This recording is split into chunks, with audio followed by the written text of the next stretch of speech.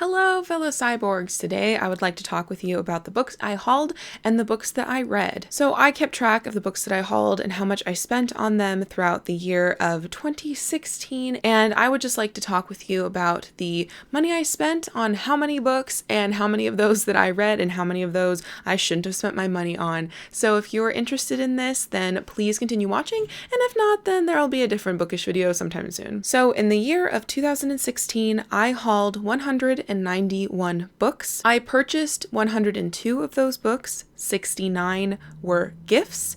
11 I received for free either from review or maybe store credit. I read 102 of the books that I hauled this year in 2016. I read 13 books that I hauled in 2015. I read 38 books that I borrowed from the library. Those are normally shorter works. And the other books that I can't account for are either ebooks or they were audiobooks from Audible that I don't count on my hauled list. I don't know why, but I just didn't. So I hauled 191 books. I read 102 of them, and I purchased 102 of those books that I hauled. I paid $1,149 for the 102 books that I hauled in 2016. That figure is quite surprising for me, but as I was looking over my books and how much I roughly spent on each, it became a lot more manageable of a figure in my head. On average, for those 102 books that I purchased, I paid $11.26 per book. But if we factor in the books that I did not pay for myself that I received as gifts or for review, then I averaged $6.02 for each of those 191 books that I hauled. For me, both of those figures are okay. I definitely try to keep my book purchases to under $15 a piece, and when I buy used, I try to spend less than $5 if I'm getting them from a library or over on Abe Books or something like that. So looking at those two different figures of the average amount of money I spent on each book that I bought, I'm okay with it. I don't think that was necessarily extravagant as like each book purchase. It's just that overall, if you buy 100 books in a year, you're going to spend some money on them. Consequently, if I bought all new books, and let's say that the average price for a new paperback was $17 and the average price for a new hardcover was $30, let's say that was roughly $20 per book. If I bought all those 100 books new, then I would have spent $2,000 and something dollars. As it was, I spent significantly less, which was $1,149. So I definitely am okay with this figure, and I think that it is a good sort of marking point because I haven't totaled my book purchases and how much I spent money on books in a year before. So now that I have this figure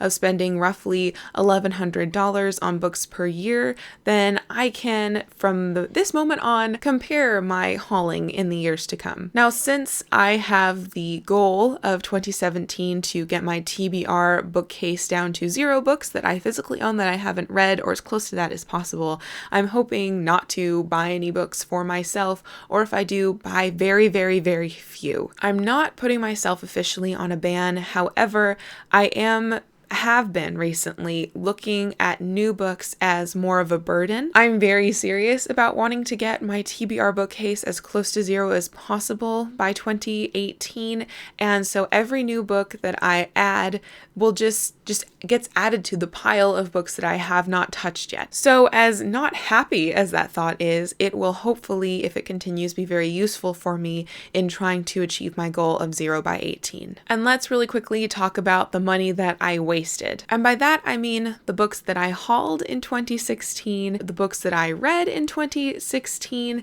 and those that I immediately unhauled. So these aren't all necessary, all of my lowest ranked books, and these were all of the books that I bought myself, not ones that I received as gifts or for review. But there were 27 books that I purchased in 2016 that I shouldn't have bought because they did not stay on my shelves, because I don't want to keep them on my shelves and they they didn't end up being important to my reading. 27 books out of 102 is not the best, but it's not that bad. That's, roughly 27%, maybe 28 with that extra 2 on the 100. I'm okay with that. I think that my percentage was roughly the same back in 2015 when I talked about the books that got 1 and 2 stars that I bought myself. I think it was something like 30% or something like that of books that I purchased that I ended up rating low and therefore wouldn't keep. So again, I'm not terribly disappointed by that, but one hopes that in the future I won't be hauling as many books and that there will be quite a few books already on my shelves that I read next year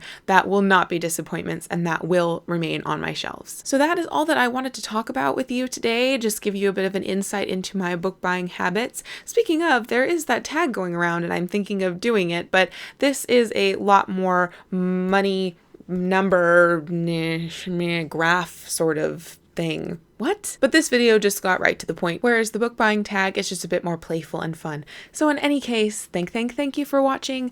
I hope that you spent a reasonable amount of money on books last year, and if you want to talk with me about it or about your hauling versus unhauling, I would love to chat with you in the comment section. In any case, thank you for watching. I think I already said that, but it just sounds so much better when it precedes continued to be lovely. And now patrons, you understand why perhaps your patronage is oh so important to me, because the little amounts that you give me, the generous amounts that you give me, whatever it is, certainly help me buy those books. So I very much appreciate the time and energy and money that you have been giving to this channel. I hope that you are enjoying it. I hope that you had a very successful 2016 as far as your buying and reading habits, and hope that you are having a wonderful day.